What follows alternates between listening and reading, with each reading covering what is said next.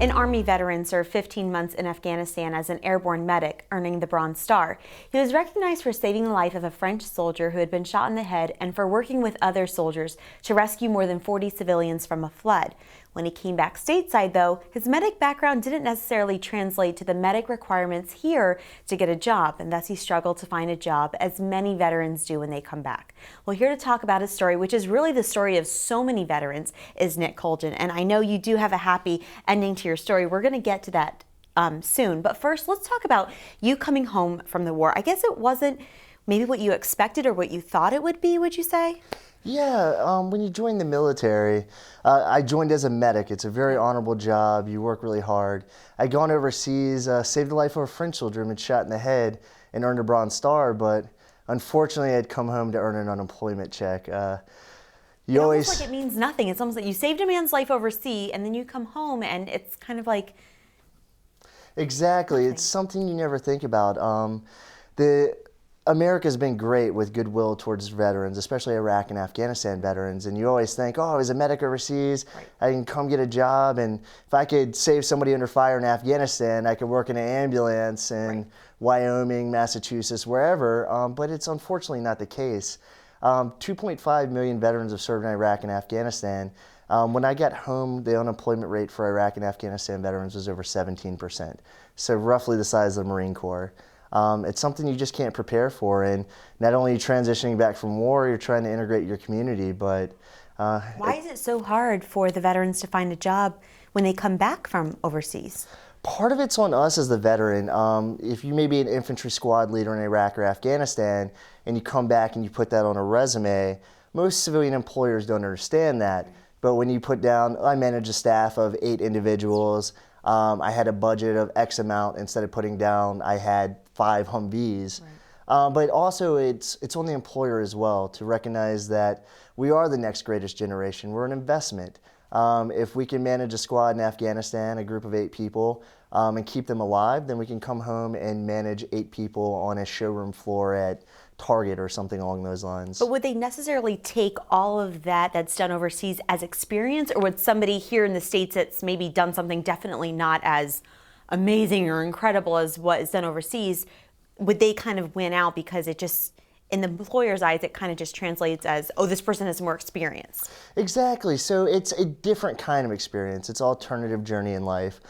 So it's just, since less than 1% of the population served in Iraq and Afghanistan, the 2.5 million veterans, there's not many of us. There's not one on every block. There's barely one in every community. We're growing, but it's on us to kind of communicate this and lead by example.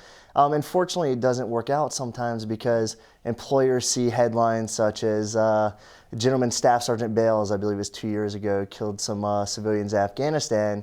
On the cover of the newspapers, it read Sergeant Psycho. Yeah. So unfortunately, employers... That risk factor that they're scared of? It is. There's a stigma that they see that and think all Iraq and Afghanistan veterans have PTSD and issues, but that's not the case. Millions of Iraq and Afghanistan veterans have served honorably, come home to families, come home to start businesses. They're making differences in their community.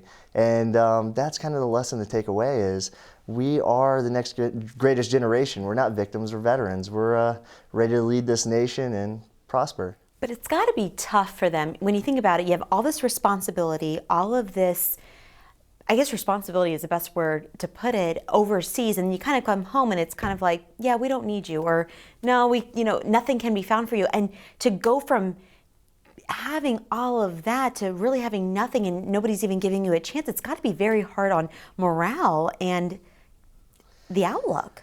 Yeah, when I got home personally, I joined the military. I was 19 years old, right out of high school. I was jumping out of airplanes and saving lives in hospitals. I got to Afghanistan when I was 21. I had my 22nd and 23rd birthdays in Afghanistan over a 15-month straight tour. There's a lot of responsibility. I had individuals' lives on my hand, and they didn't have sprained ankles. The French soldier had been shot in the head, 42 Afghanis I helped rescue from a flooding river.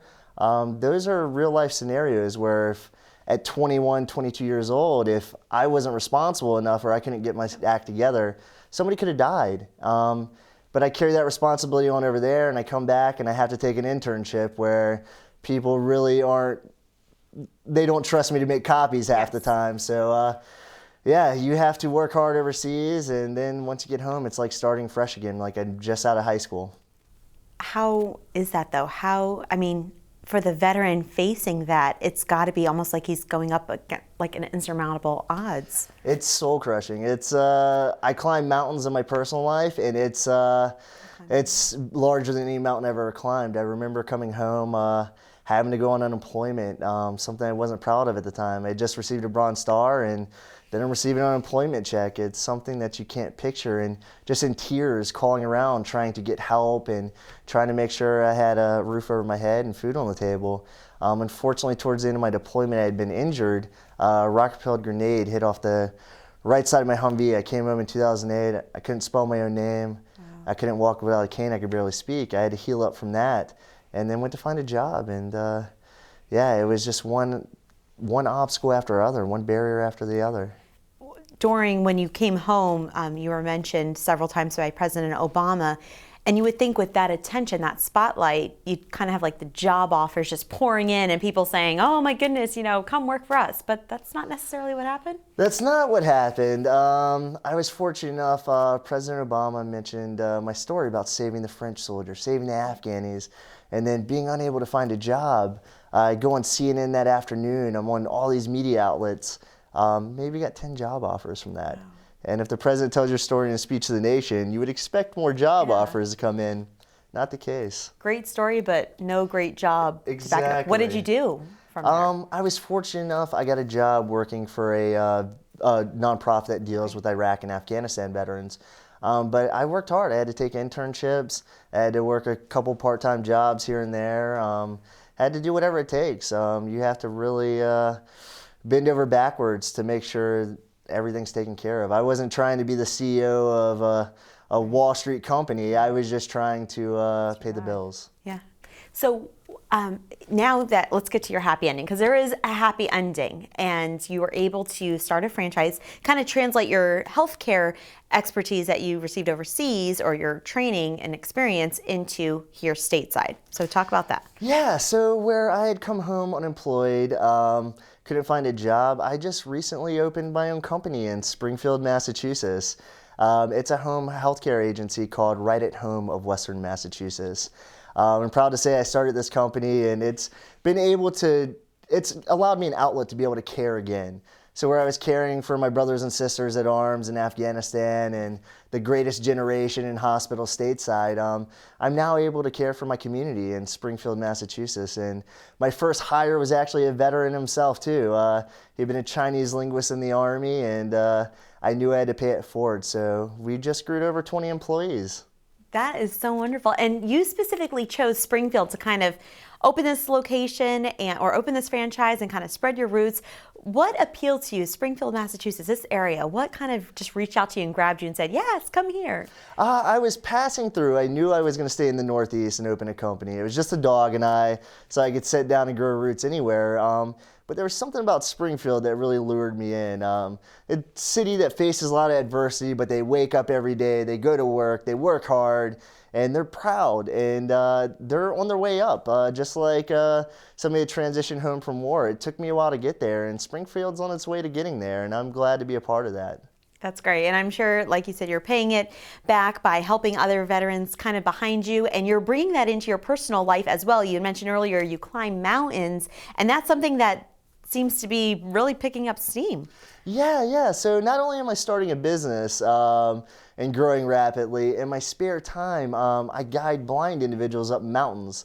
So I'm recently back from Peru. We took 12 disabled veterans, 2 are blind, up an 18,000-foot peak in Peru, in a whiteout, some of the worst conditions you can imagine.